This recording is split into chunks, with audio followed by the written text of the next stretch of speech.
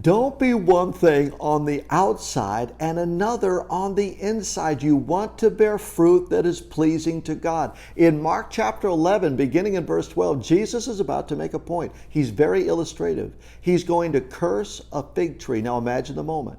The fig tree is in full bloom. It's got beautiful leaves. They're full, they're rich, and it looks like fruit should be on them, but there is no fruit.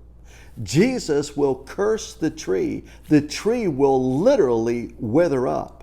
Jesus is making the point, you can look the part, but if you don't bear fruit, you're not rooted in me. This was going to be shocking to everybody. Fig trees over the account of the Old Testament always referred to Israel. And Jesus' next movement was to go into the temple court during the Passover week and to see all of the sacrifices that were being made. Now remember what John the Baptist said. Behold the Lamb of God who takes away the sins of the world. And there the lambs were being slain. Josephus talked about 255,000 lambs being slain during the Passover week in AD 46. If you took 10 people per each lamb, that would mean there were over 2,500,000 people during Passover week that were having lambs sacrificed on their behalf.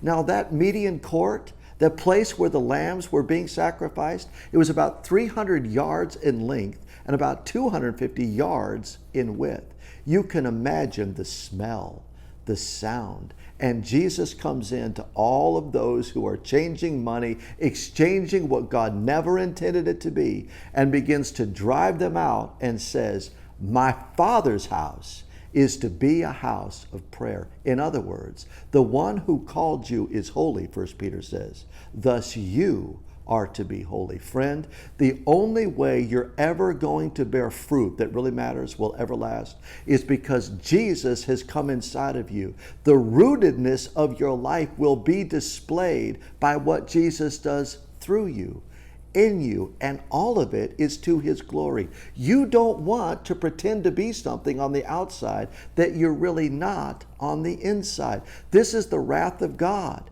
Jesus knows the truth. So He curses what's on the outside and dries it up on what's on the inside.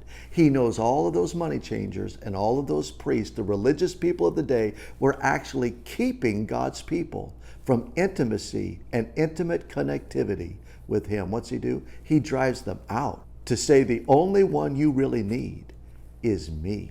Salvation comes from Christ, and Christ is the one that brings eternal, effective fruitfulness.